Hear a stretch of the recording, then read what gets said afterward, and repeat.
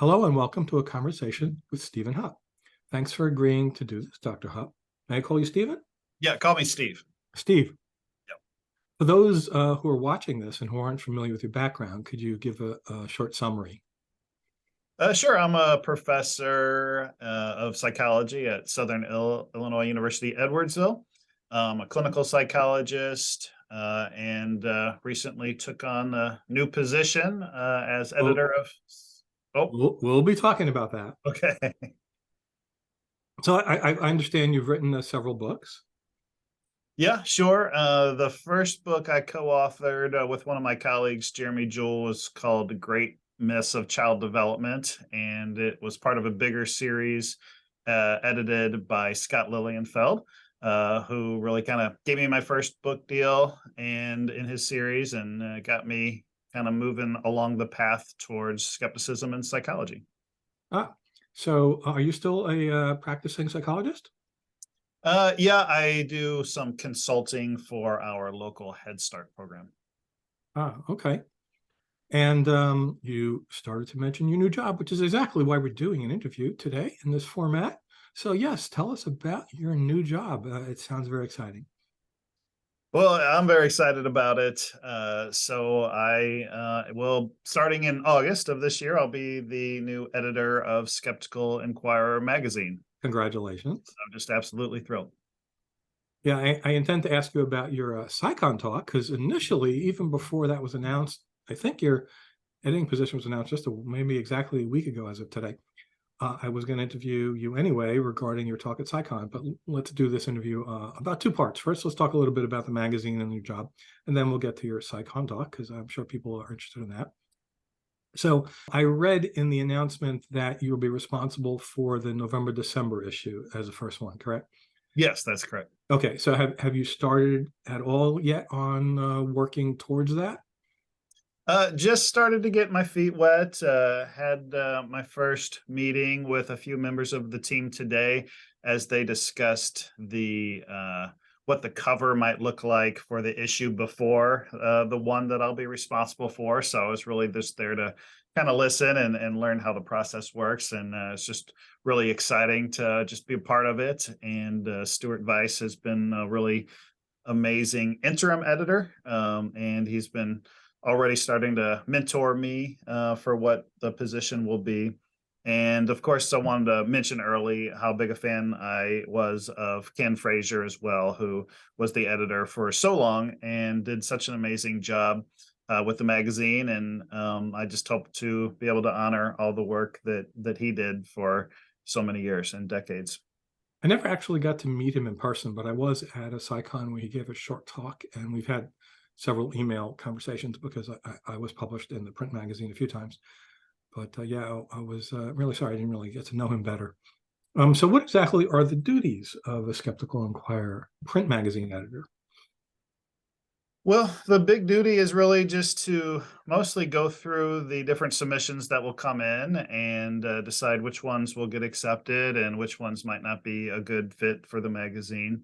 More proactively than that, I think I'll be able to spend some time trying to recruit authors as well, which is what I have more experience doing, is recruiting people to write things.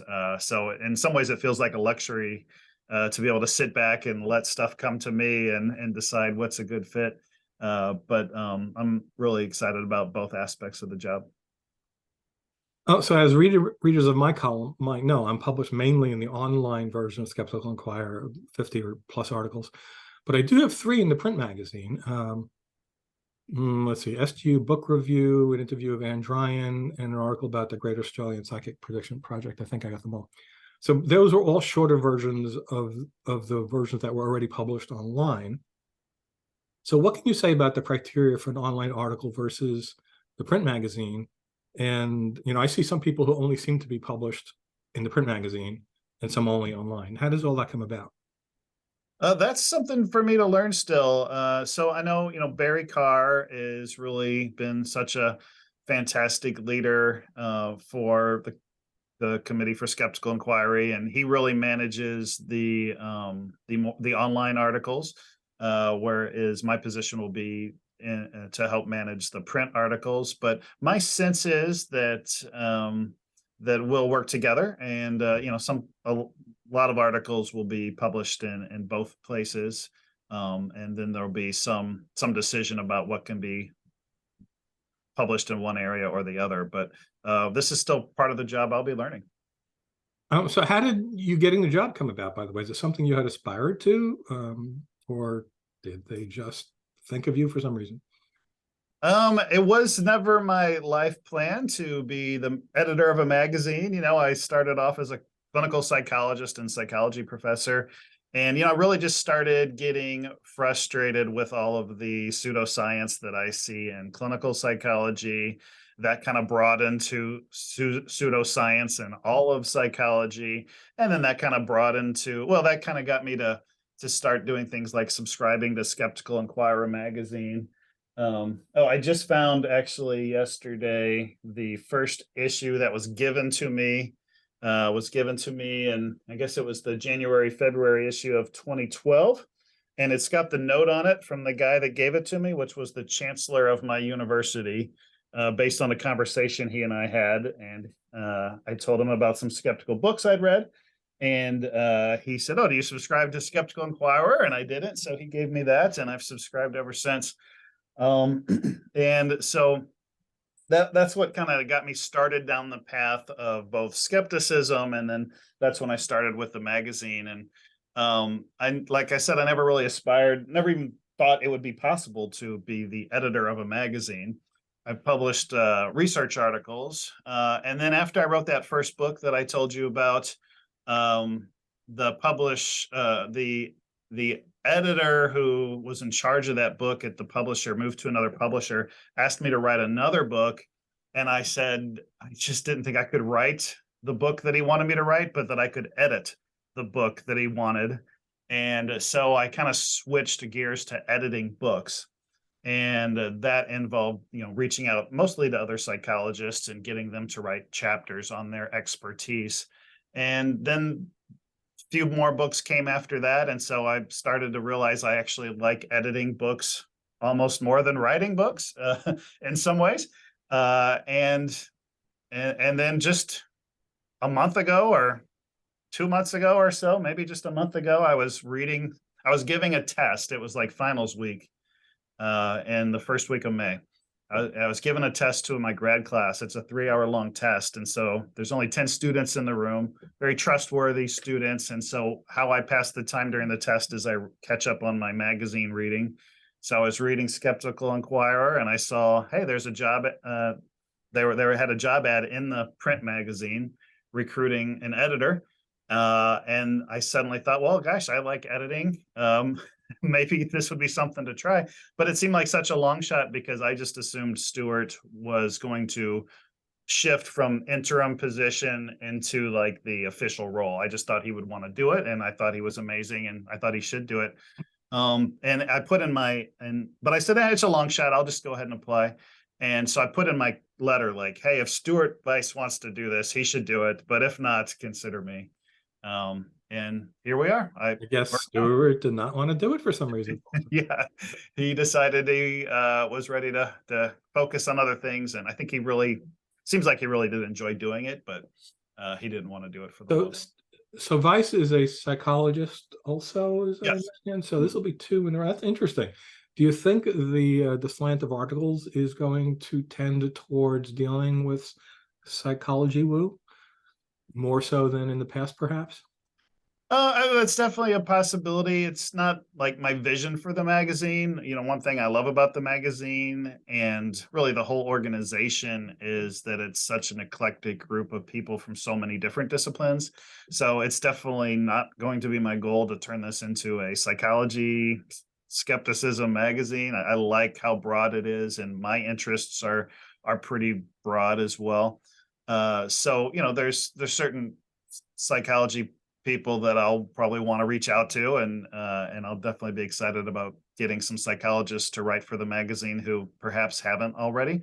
But at the same time, I'm just as excited to include anthropologists and neuroscientists and engineers and everybody else. Cool. So how do you see Skeptical Inquirer fitting in with other skeptical magazines? Maybe you've had subscriptions to those too.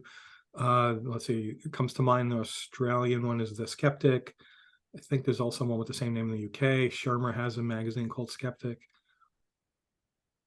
Yeah, I haven't spent a lot of time with most of the other magazines. I do also subscribe to Skeptic, and I do like Skeptic magazine. I feel like, and listening to Ken talk about this recently on YouTube, there's a great conversation with him where he kind of describes the role of Skeptical Inquirer, and to me, it feels like the core of Skeptical Inquirer is scientific skepticism. And so that's the tradition that I'd like to see it continue to go.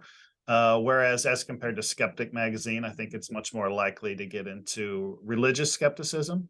And I know religious skepticism works its way into Skeptical Inquirer sometimes in the context of when people are making claims like that are basically scientific claims tied to religion. So I think there's a place for it there, but it does seem to be a big differentiating factor between the two magazines to me. How about, well, CFI has its own sort of humanist, I'll say, atheist content, perhaps. Free Inquiry. Yep. Yeah. Mhm. Will you be working with the editors of that publication? I don't think there's any structure for me to directly or officially work with them, but I would hope that, and I would expect that there might be items that are submitted to Skeptical Inquirer that might be a better fit for their magazine, and I might, shift them that way. And I would imagine the same could happen where they might get some submissions and they realize that our magazine would be the better option. So I would think informally we would work together in that way. One of the strengths of CFI is to kind of have these different organizations and different magazines and newsletters and just different ways to communicate to different groups of people. I have a couple of questions from Susan Gerbic, because I told her Okay. to interview you. She was really excited for that. So what are your thoughts about, we've been talking about this a lot, we collectively in the skeptical community, that print magazines are slowly becoming obsolete. Everyone is moving on. 10 years ago, there was nothing, and now some have just totally folded to print and are only online. What's your thoughts about that for Skeptical Inquirer? Well, I subscribe to the print version, and it would be my great hope to be able to keep the print version going strong or as strong as possible. There's a newsletter for another organization I belong to called the Association of Behavioral and Cognitive Therapies, and their newsletter just made the decision to stop doing the print version and only do a digital version. And I was very disappointed and disheartened in that because I am just a print guy. And so it'll definitely be my goal to keep subscriptions strong on both sides, both print and digitally. But I'm going to do everything I can to keep print as strong as possible. Yeah, they both sort of print and online, virtual only have their pluses. Like I have, you talked about your first issue of Skeptical Inquirer. I have one of those little, I think they're 8x6s. I mean, that's when I started the subscription. I don't know if you're aware. They were a smaller format. I have years and years and years of them on my bookshelf. And it's like every once in a while I'll pull one open. Oh, I remember there was an article about the Shroud of Turin or this, and it's great to be able to do that.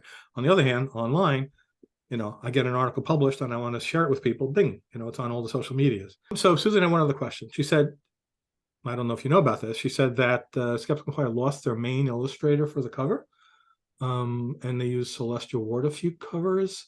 She wants to know if they've hired a full-time person, or they can use various people, if there's a plan, if you know anything about that. So I met with today Alex Casey, and as part of figuring out what the cover was going to look like for the next issue. And he seems to be running the show in terms of the visual look of the magazine. And I know part of what he's doing is like incorporating multiple different people across different covers to get involved. So sometimes he might design the cover, sometimes he might contract out and get an artist to design the cover, which is what we were talking about doing for the next issue. And so it seems as if the visual look of the magazine is in really good hands. Okay. And so before we talk about Scicon, one other question. I wanted to ask you about what, even if you're aware of it, I don't know, are you aware of the controversy surrounding the word skeptic? 3-4 years ago, a rather well-known skeptic wrote an article, I'm handing in my skeptic card. She didn't like the word skeptic. It had all this baggage. What's your thoughts on that whole thing? Yeah, I mean, every word in the world can evolve and shift in use over time. I've always identified as a skeptic. I think in more recent years, I've maybe been more likely to just identify as a skeptical thinker.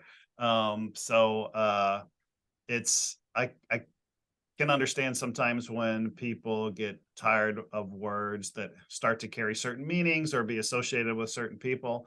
But to me, the word skeptic's a very positive word, and I want to keep it that way. And so I'm aware there's some controversy there, but it's really in some ways the the key word that got me connected to this organization and this magazine, and it's part of the title, or at least skeptical is in the title, and so I do really embrace the word. And I might not have connected to the broader skeptical organizations if it weren't for that word. That was the word that largely pulled me in. So for me, it's got mostly positive connotations, and I hope to keep it that way. I actually wrote a rebuttal as one of my first Skeptical Inquirer online articles after that incident and said, I'm keeping my skeptic card, because I had literally just ordered business cards with the skeptic on it. So I'm not going to waste my $50. Wasn't the only reason, but yeah. And I did talk about the problem with words, there was a whole thing in the atheist movement where, atheist is a bad connotation, especially because people in churches are told atheists eat babies, to come up with a new word. And they came up with a not too brilliant word, brights. That did not go over well. We're bright, you're not. No, I can't believe they did that. But yeah, it's harder to redefine a word than to just stick with it and try to make it your own. That happened with the word queer, with gay.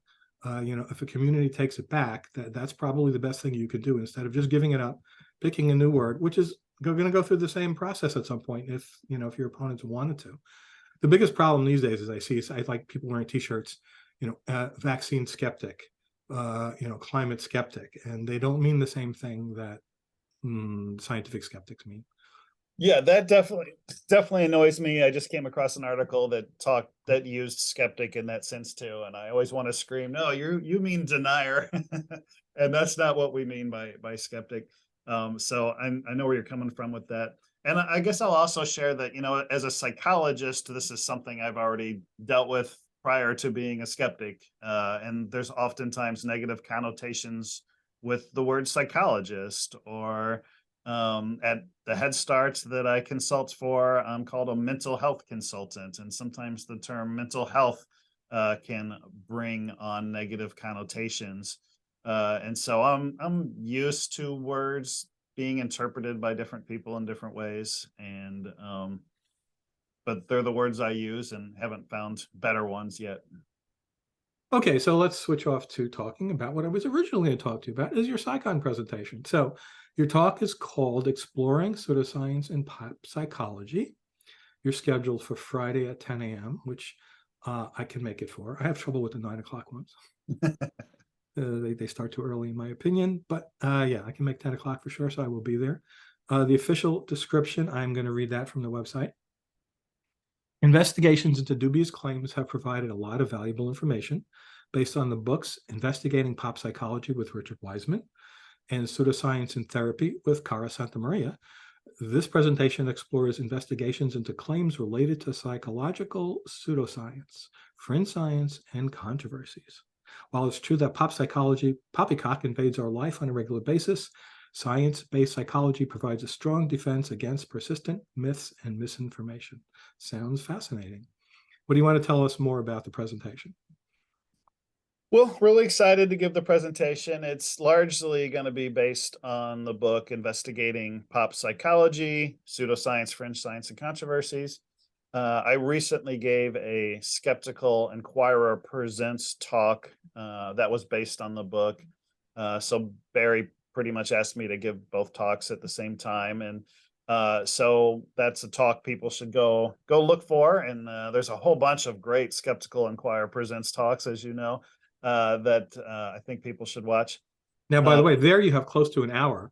This is 30 minutes. You're going to have to Well, either that was a lot easier. talk fast or cut stuff out. I will be talking largely about some of the same material at my CSICon talk, but I'm going to work really hard not to be redundant. So one of the nice things about that book is that it was an edited book with so many amazing contributors, including my co-editor, Richard Wiseman.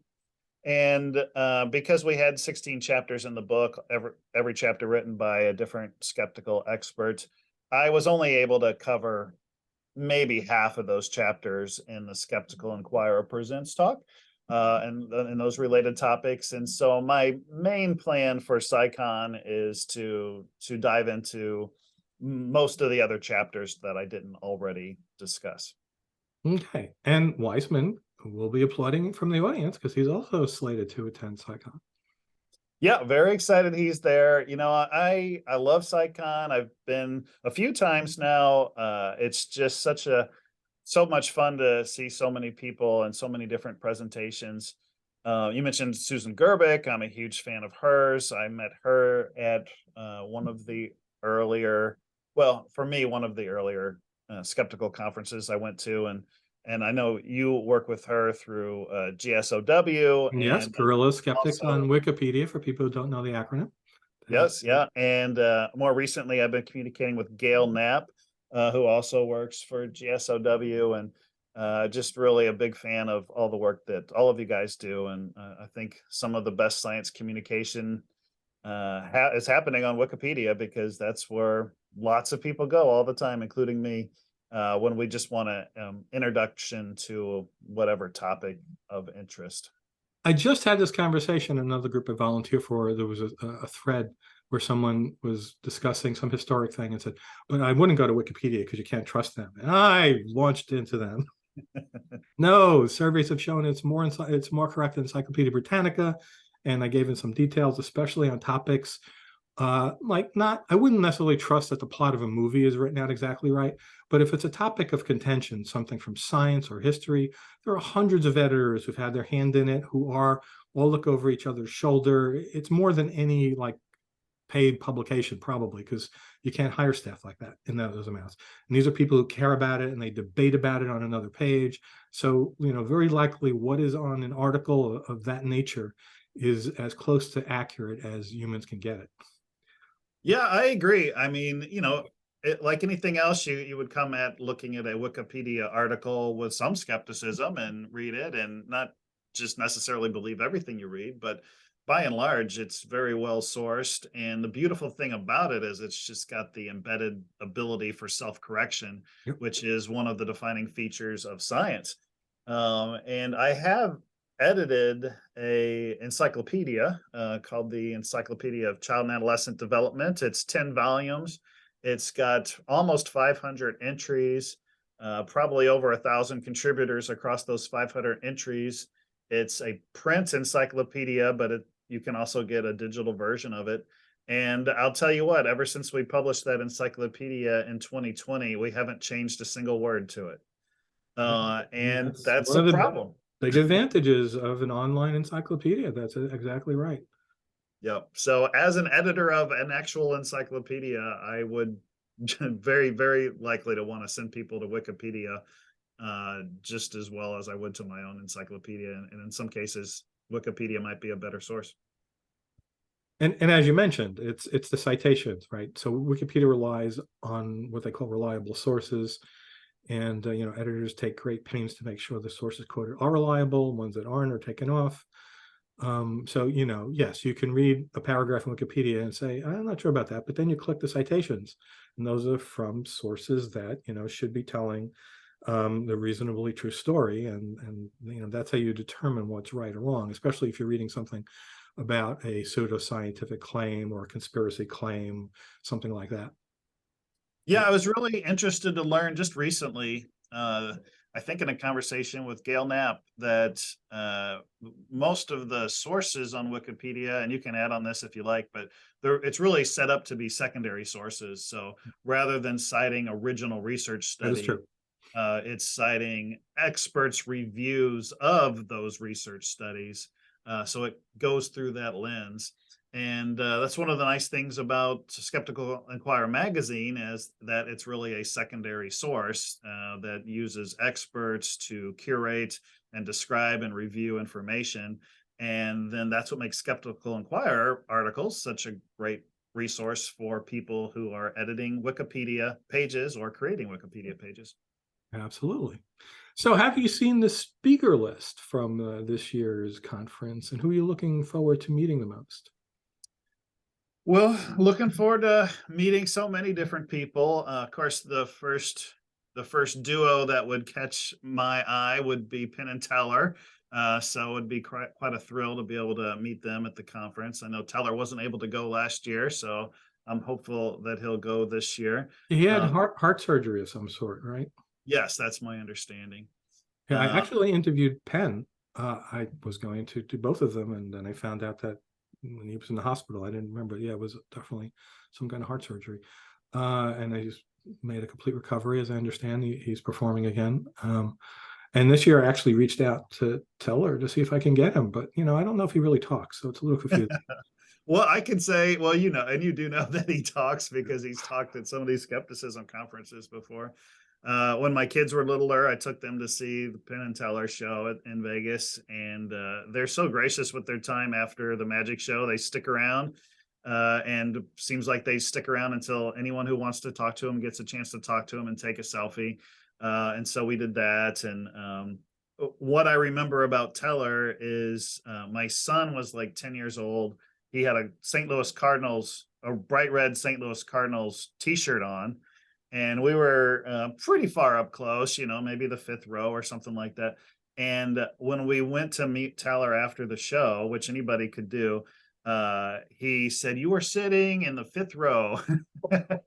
And I was just amazed. I mean, it must have been the bright red Cardinals shirt, or who knows, maybe Teller's a St. Louis Cardinals fan, as everybody should be. But it just blew my mind that he like remembered where my son was sitting from the show. It was pretty impressive to me. And it was just fun to be able to actually chat with him briefly. So I'm excited to meet them. There's so many people, though. I'll be on a panel with Bertha Vasquez, who's the director of education at CFI. I'm excited to get to meet her. Melanie Tracek King is also going to be on that panel, and she's got this web resource called Thinking is Power, as you know, and you've interviewed her. I'm excited to be able to meet her. There's people that I've been communicating with, but I've never met in person, including Richard Wiseman and Barry Carr. You've never met Wiseman in person, and he was a co-author. That's right.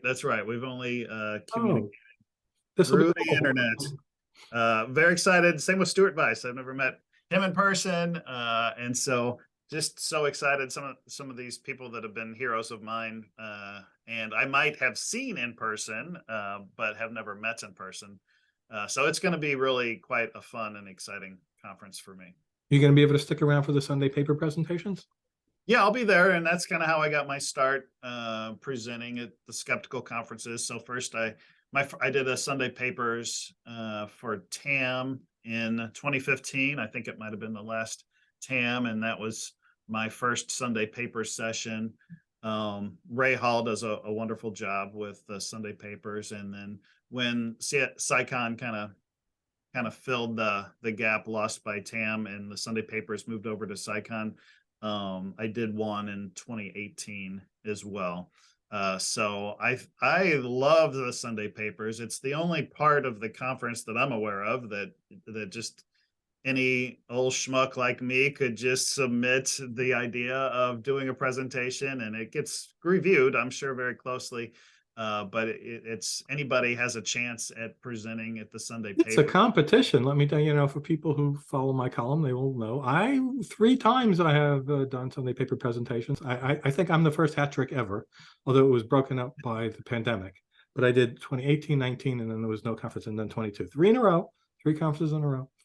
And it is a hard thing to do because you have these deadlines, you have to submit material that gets reviewed. It's a competition. It gets whittled down, and then you get an acceptance or not. Most people don't. And that's much harder than just being invited to the conference as some well-known person. Hey, come and talk. But it's so beautiful because anybody's got a shot, and I'm not sure when this video will go out, but I'm sure it'll go out in plenty of time for anybody who would like to submit something to the Sunday papers. I can't remember off the top of my head, but I mean it's like early fall, maybe around September, maybe August at the soonest. You have to look it up, but yeah, it's late August, something like that is the deadline, and then you don't get told until a month later, which is like only a month before the conference, if that. So yeah, and you have to write an article that's worthy of publication by Skeptical Inquirer, right, as well as showing them the PowerPoint presentation in advance. And if you do well enough, Melanie Chusa King, it was her first conference presentation for a Skeptical Conference last Sunday papers, and now she was invited to be a featured speaker this year. Yeah, well, and I think that was my path to being a featured speaker as well, and ultimately probably my path to becoming the editor of Skeptical Inquirer. So It certainly didn't hurt. Very much a big fan of the Sunday papers, and encourage people to either submit something and or stick around for Sunday morning. Well, definitely worth staying. And like you said, people had to almost compete to get a slot there. So you're going to get some good presentations that have been well vetted, and just a new group of voices, a lot of them kind of up and coming. Yep. Okay, I think we can end this there, Steve. Thank you very much for doing this with me today. All right, great. Thanks. Honored to get a chat with you, and looking forward to meeting you in person. Yes, I can't wait. I'm definitely going again this year, so I will see you there. All right, very good. See you there.